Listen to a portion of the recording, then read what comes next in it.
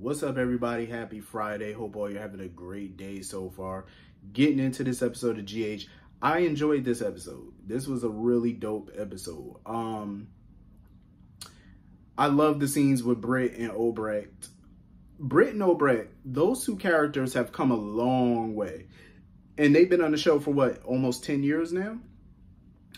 They've come a long way. Because when both of them came on the show, I could not stand neither one of them. Like, Obrecht used to be so ice cold, no feeling, no heart, not even human. And Britt was pretty much the same way, you know, but both of them over time have softened. And I love that in the 9 years that they've been on the show, 9 years. And they've definitely evolved a lot in those 9 years. I love that. You know what I mean? Like when Obrecht came in and she told Britt how Jason called her and told her where to find her and stuff because she knew Britt was gonna need somebody. Like, did you see the look on Britt's face, how giddy she was? Like, throughout, every time Jason's name was mentioned or she talked about him, even when she talked on the phone with him, she was so giddy. Like, she was blushing and just acting like a schoolgirl. And I freaking loved it. Like, you could tell, like, Britt, for the first time in a long time, really feels a genuine connection. I think at first when she was talking to her mother, she didn't want to get her hopes up about her and Jason because she didn't know where it was going to lead or what, you know, she still doesn't really know like what this is between the two of them. And Obrecht was all nosy talking about, did y'all have sex? First of all, Obrecht, that's not a conversation somebody wants to have with their parent. I'm just saying. It's an awkward conversation, but, you know, Britt was like, duh, we had sex.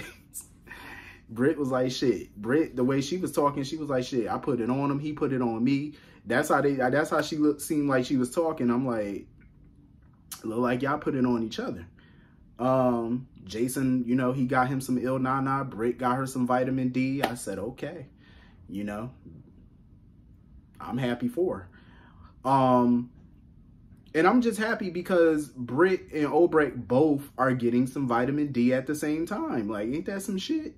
Obrecht got Scott, Britt got Jason. I said, okay.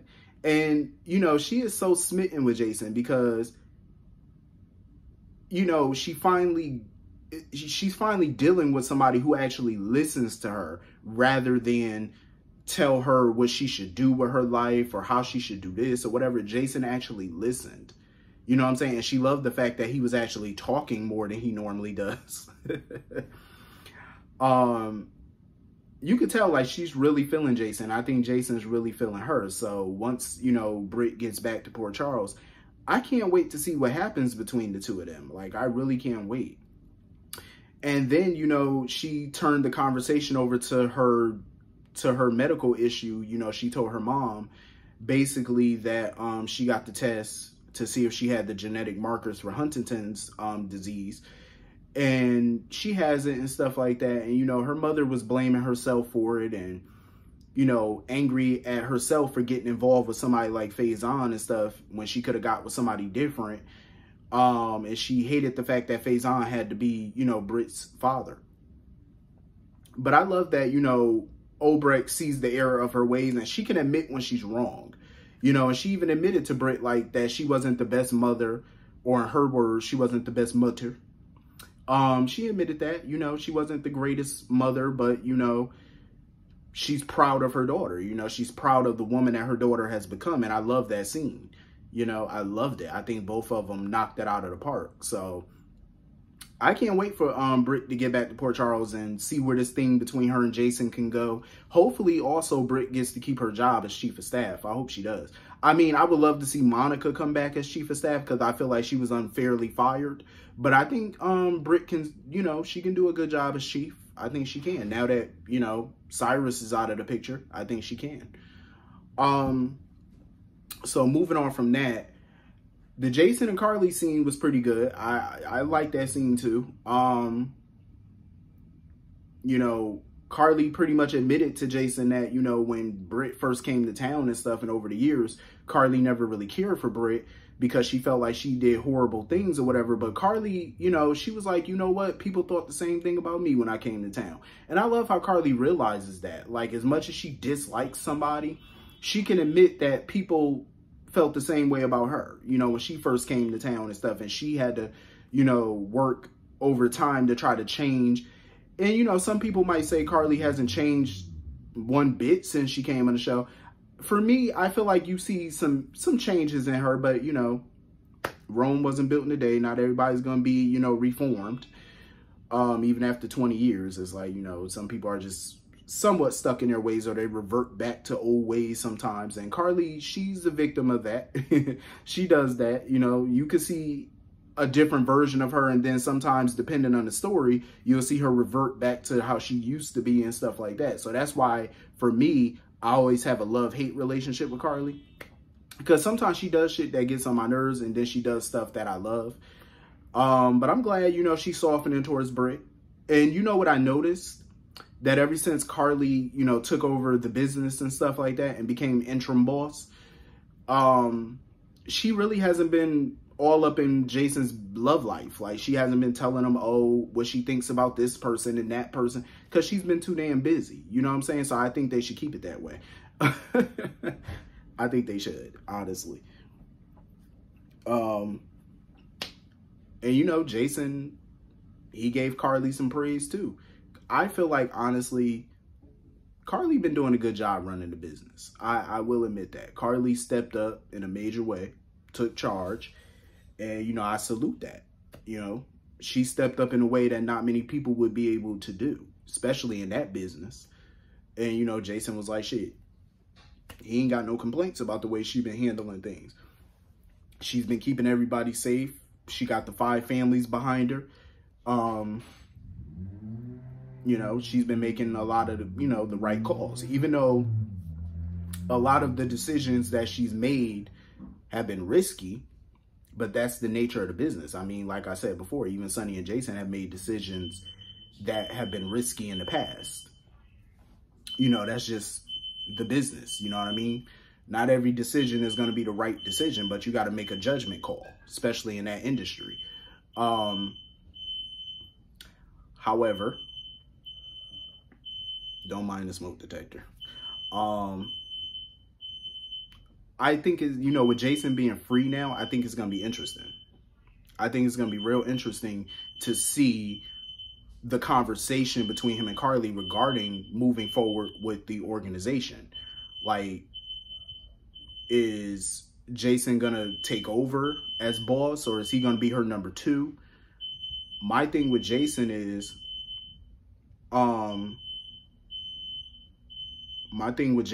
he never really wanted to be the boss.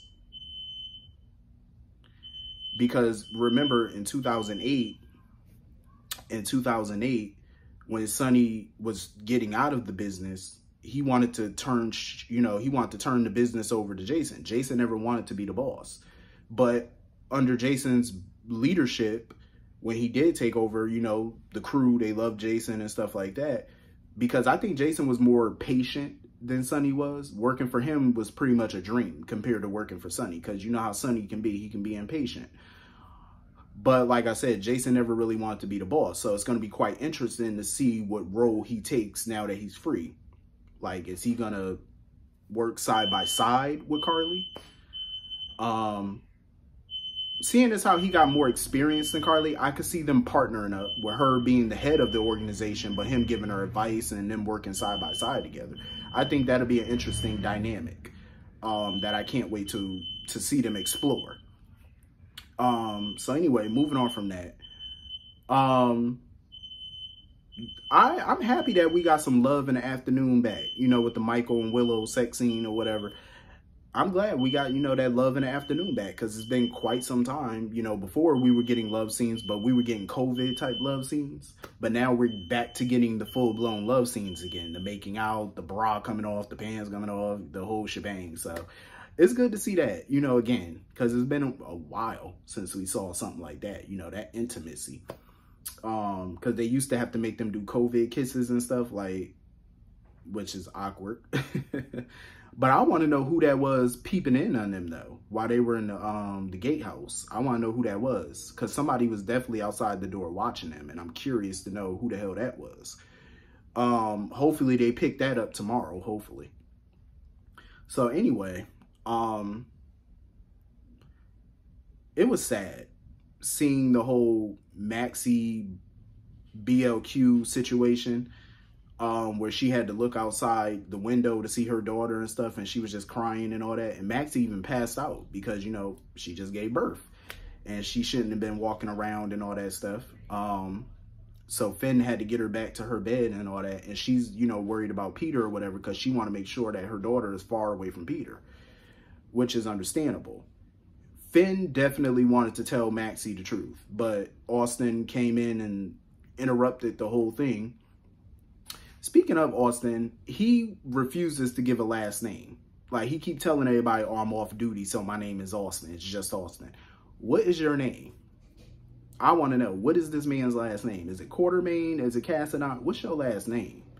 I want to know. Like, who are you? He got to be related to somebody. And my thing is, what I was hoping for, because if y'all remember, Edward had another son, Jimmy Lee, that he wrote out of his will. What if they brought Austin on as Jimmy Lee's son?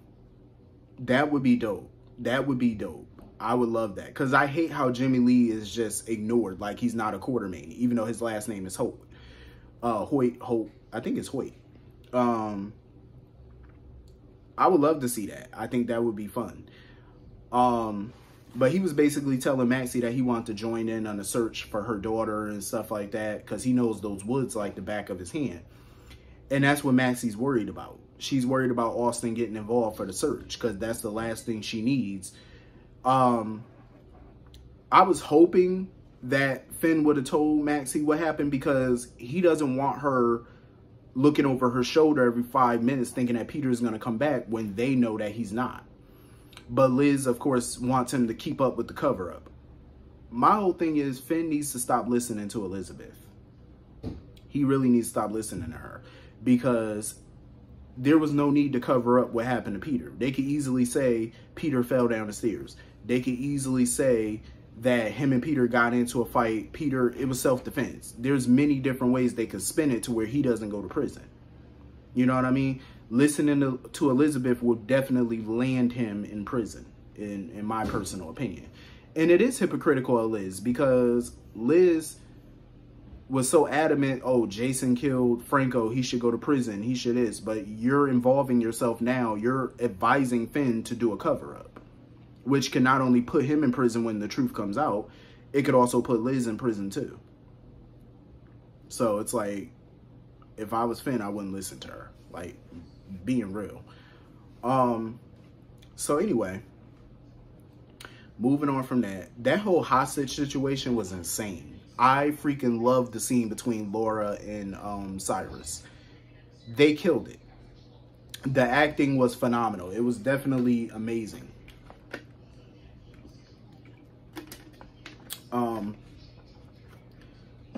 Laura, I love the way that she exploded on Cyrus, because for him to come at her that way and try to put all this blame on her, talking about, oh, you never loved me, you withheld your love from me, I wanted to be your brother, all that other foolishness. In my opinion, she would have embraced him if he wasn't this evil bastard, and she never forgave him for what he did to Lulu. And the fact that he doesn't take ownership of anything that he's done. And that's what pissed her off even more and made her not want to be, you know, related to him. He doesn't take ownership of nothing that he does. Meanwhile, Curtis was trying to figure out a way to get up in there to save his BFF. Even though I did love the fact that he wanted to rescue Laura because that's his bestie. I was like, damn, Curtis. It was the plan. It was working for a second.